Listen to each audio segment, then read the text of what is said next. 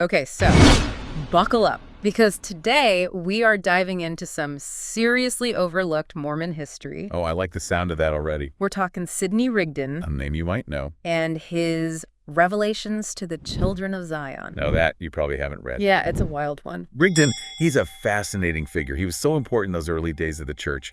But after Joseph Smith died, Things took a turn. yeah, a radical one. Most folks, they know Rigdon as Joseph Smith's first counselor, like his right-hand man. Right. And he was essential in bringing some really foundational Mormon texts, to life. But after Smith's assassination, it's like, hold on tight, because this is where it gets really interesting. It was a chaotic time, Yeah. Real power vacuum opened up. And Rigdon, well, let's just say he had some unique interpretations about who should lead. Oh, interpretations for sure. This kind of struggle, though, over authority, it's like a tale as old as religion itself. It's true. Gets to the heart of how we understand belief, power, divine mandates. It's big stuff. And boy, did he interpret. Rigdon ends up founding his own church, completely separate from the group that followed Brigham Young West. A whole other path. And it's between 1864 and 1875 that he writes Revelations to the Children of Zion, which, let me tell you, is a wild ride. This is not exactly like common knowledge, even among Mormon history buffs. It's true. Revelations offers this really unique and often overlooked perspective on this crazy period. So the big question is, what was Rigdon preaching after he, went his own way? What kind of revelations was he having? And how do they compare to what we, think we know about early Mormonism? That's what we're going to find out. First, let's just dive into Revelations itself. What immediately jumps out at you? Well, the structure itself is really revealing. Okay. It points to this critical aspect of the whole system Rigdon wanted to create, and that's absolute authority. Unyielding authority. Tell me more. In Rigdon, he's at the top, of course, think less of a leader and more like an unchallengeable patriarch. Okay. And you see this in the very laws he set up for his governing body, the Grand Council. Right. Imagine this, right? Yeah. To disagree with Rigdon, you couldn't just voice an opinion. You had to have a direct line to God. Wow. No casual, hey, Sidney, not so sure about that one. No way. Here's how he put it, and this is a quote. No individual or individuals can ever rise in this kingdom to veto or vote against the principles of this council or acts of this body by his own judgment, contrary to the judgment or unanimous vote of every other member present. He must do it by direct revelation from God. He must say, thus saith the Lord, or else remain silent. Talk about a power move. Right. You'd have to be pretty sure of yourself to demand that level of agreement. Yeah. It's tough to argue with God told me so. Exactly. And the consequences for disagreeing. We're not talking about a slap on the wrist. We're talking spiritual death, being cut off from the community. No hope of, divine favor. Take a look at this. If any member of the Grand Council come into it with a false spirit, and thereby interrupt its deliberations and business, for such an offense, that member can only be forgiven once and no more. For the second offense, he shall be cut off. One strike and you're out. Rigdon clearly meant business. It sounds like he truly, truly believed that he held the keys to, spiritual truth. He did. And that anything that strayed from his path, that was it. Absolutely. And this, unwavering conviction, this belief in his, unique and singular authority, that's emphasized even more in his pronouncements about the end of the world. Okay, I love a good doomsday prophecy. Right. So what kind of, fire and brimstone are we talking? How do his views on the end times differ from, what are considered, traditional Mormon beliefs? Well, Rigdon, he wasn't just talking generally about the end of days. He was fixated on the destruction of the eastern United States. Okay. And he really got into the details. Oh. Cities razed, landscapes desolate, total annihilation. He saw the West as the only safe haven, the sole sanctuary for the righteous. Which, interesting considering the main body of the church was already headed that way. Exactly. Yeah. While fleeing a doomed east, that was a common theme at the time, Rigdon's pronouncements, they were so vivid, so specific. He wasn't just drawing on familiar ideas, he was making them deeply personal for his followers, underlining his role as their only guide to salvation. So it's not just about, who leads, but where they lead you to. Or maybe even more importantly, where they lead you from. That's a good point. This whole, salvation and damnation thing, it's serious motivation. Powerful stuff. Yeah. And to further solidify his authority, Rigdon really leans into this concept of the Lamb's Book of Life. Right, right. Now, this wasn't a brand new idea in Mormon thought, but he positions it as like the ultimate source of truth, the divine blueprint. And of course, he's the only one who can truly understand it. It's like having the master key to God's library, Right. and you're the only one who can read the ancient texts. Precisely. That idea of exclusivity is like central to his teaching. Gotcha. According to him, only he could interpret those divine mysteries laid out in the Lamb's Book of Life. Okay, so let's recap. We're seeing this like very strict, rigid power structure, intense consequences for folks who disagree, this huge focus on like impending doom, and Rigdon front and center as the single source of like ultimate truth. You got it. And yet there's this fascinating paradox happening here. A paradox. Okay, now you've got my attention. Tell me more. Okay, so despite setting himself up as this like infallible figure, Rigdon still stresses how important personal revelation is. Okay. Which, as you know, that's a core belief in the Latter-day Saint movement as a whole. Right, right. That direct connection with the divine, huge part of Mormonism. Right. But how does that even work if Rigdon's the ultimate authority? It seems a little contradictory, don't you think? It is, and that's what makes it so interesting. He's saying, like, follow me, I have this direct line to God. But at the same time, he's echoing that, fundamental belief that individuals, they should seek their own revelations too. So it's less about, shutting down personal revelation and more about, like, controlling it. Yeah. Like, sure, you can have your own revelations, but just double check them with what I'm saying. Right. Because, God talks to me directly too. Exactly.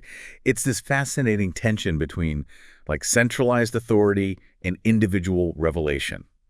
And it reflects this bigger struggle that exists in so many religious traditions, this, like, push and pull between the established doctrine and, personal experiences. It's a tricky balance. It is. We've covered a lot of ground already. But before we go too far, I think it's time to bring in some historical context. Yes. By, like, connecting his revelations to the events, we can get a clearer picture of his motivations, his influences, even his legacy in the end. Armed with our historical magnifying glass.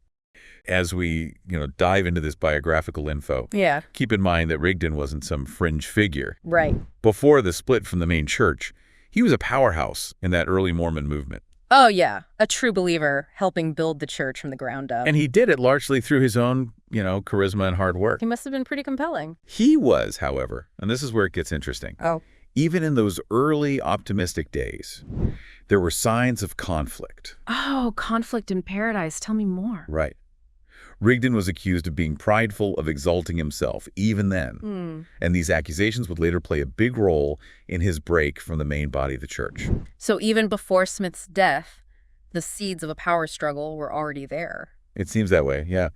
The specific instances of tension Okay. that are really valuable for understanding what Rigdon does later.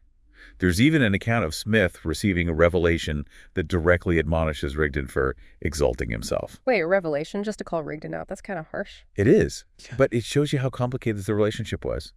On the one hand, you have these collaborators building a brand new religious movement. Right. But on the other, there's this clear power dynamic with Smith holding, ultimate authority. So even though they shared beliefs and goals, there was this undercurrent of ambition, maybe even a clash of personalities. Exactly. And these early conflicts, they take on this whole new meaning when we think about what happens after Smith dies. Okay, so let's talk about the leadership struggle. Rigdon's claim to be the guardian of the church. That was a bold move. It was. And we got to remember, Rigdon wasn't just some random dude claiming authority. Right. He was a close confidant of Smith, a central figure in the early church. So he had the experience, the background, the theological knowledge, but it still wasn't enough. No. A few reasons for that, including Rigdon's absence from Nauvoo when Smith died and his declining health. But probably the biggest factor was the rise of Brigham Young. Brigham Young, of course, the guy who led the Latter-day Saints West and, really shaped the church as we know it today. Right. Young was just way better at uniting and mobilizing the majority of the church. He was a master organizer, a motivator. So even though Rigdon felt he had a legitimate claim, based on his history with Smith and his own revelations, it wasn't enough to overcome Young's influence and the momentum he was building. Exactly. It shows how complicated religious succession can be. It's not always about who has the strongest claim on paper. It's about who can rally the people and lead. It's like a political campaign. You need more than just a good platform. You need the charisma, the organization, the ability to connect with people. That's a great comparison. Yeah. And in this case, Brigham Young, he won that campaign, hands down. So what about Rigdon? What happened to him after his claim was rejected? Did he just fade away? Not exactly. These Rigdonite churches, small, but they're still around. So even though he didn't become the leader, his ideas still resonated with at least some people. They did. And this brings us to a really important part of understanding this period in Mormon history. The Latter-day Saint movement becoming more diverse. You mean it wasn't one unified group anymore, but a bunch of different interpretations and denominations? Exactly. Joseph Smith's death left this void, and figures like Rigdon and Young, they tried to fill it, each with their own unique vision of what Mormonism should be. This fragmentation, with all these different beliefs and practices popping up, it would continue to shape Mormonism for years to come. Okay, we've covered a lot here. Rigdon's quest for power, his clashes with authority, those apocalyptic visions, his insistence on personal revelation, and even his lasting, although limited, legacy. It's a lot to unpack, right? It really is. Right. So where do we go from here? I think the real value here is that these revelations, this look into one man's very unique and often challenging perspective. Yeah. They give us a glimpse into those early years of Mormonism when things were really up in the air. Right. They make us question the traditional narrative and consider all the different paths the movement could have taken. So it's not just about Rigdon, but what his story tells us about the wider social and religious world of his time. Exactly. His story reminds us that history is rarely simple or straightforward.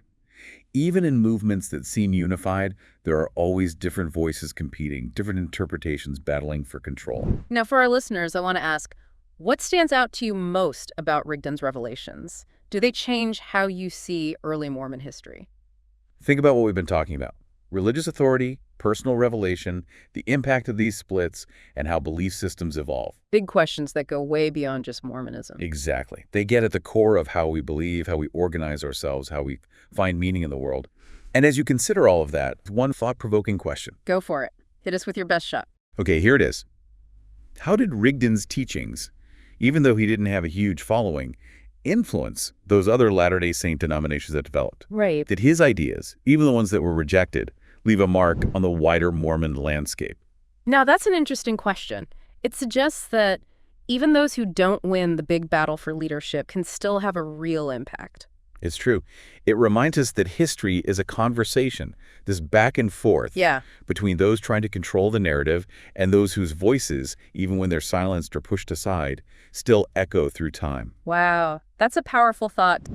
Consider how Rigdon's story, as unique as it is, connects to these broader patterns we see throughout religious history. Right, because it's not just a Mormon story, right? It's a human story. It is. So what are some of those universal themes that Rigdon's revelations touch on? Well, one really strong parallel is this idea of a prophetic figure claiming to have this direct and totally exclusive connection to God. Yeah. It's this archetype that you see going way back, from Moses with the Ten Commandments to Muhammad receiving the Quran from the angel Gabriel. Rigdon, in his pronouncements, he's putting himself right in that same line. So he's positioning himself as that chosen vessel, speaking God's truth to a world that desperately needs guidance. Exactly. And as we've been talking about, that claim, that belief in his authority that fueled his entire worldview. It did. And it's important to remember that this type of claim, this claim to that level of authority, it often comes with, pushback. Sure. Just like those historical figures we mentioned, Rigdon faced a lot of opposition and accusations. Right. Even back in his time with Joseph Smith, there were already those seeds of conflict. Right, those accusations of pride, of exalting himself, even that whole revelation where Smith seems to be calling him out directly. It's a classic power struggle. Totally. Think about the Protestant Reformation with Martin Luther going up against the Catholic Church. Right. Or those different Sufi orders forming within Islam, each with their own charismatic leader and interpretations. Exactly. Rigdon and his movement, they fit right into that historical pattern. They do. So what we're seeing is Rigdon's story, it's rooted in those early days of Mormonism, but it goes beyond that specific context. It's speaking to this universal thing about how we wrestle with faith, with authority, with that search for truth. It does, and it reminds us that these struggles are rarely straightforward. Right. They're messy, complicated, human. They're driven by ambition, conviction, and often, honestly, genuine belief. Oh, for sure. Even in Rigdon's pronouncements on punishment and his very, strict hierarchy, he really believed he was doing God's work, trying to guide his followers to salvation. It's a good reminder that people are complex. Their motives are complicated. And even if we don't agree with their methods, there can still be this deep sincerity to what they believe. Absolutely. And as we wrap up our deep dive here, I kind of just want to leave everyone listening with some lingering thoughts. Okay. We've, unpacked Rigdon's revelations, his motivations, his impact that, lasted in some ways. But the real value here is in what this all says about, what it means to be human. What questions do you hope it raises for our listeners? Things like, what does it mean to have religious authority? Who gets to decide how these divine messages are interpreted? Right. What happens when those interpretations clash? Big questions. Big questions. And there are no easy answers.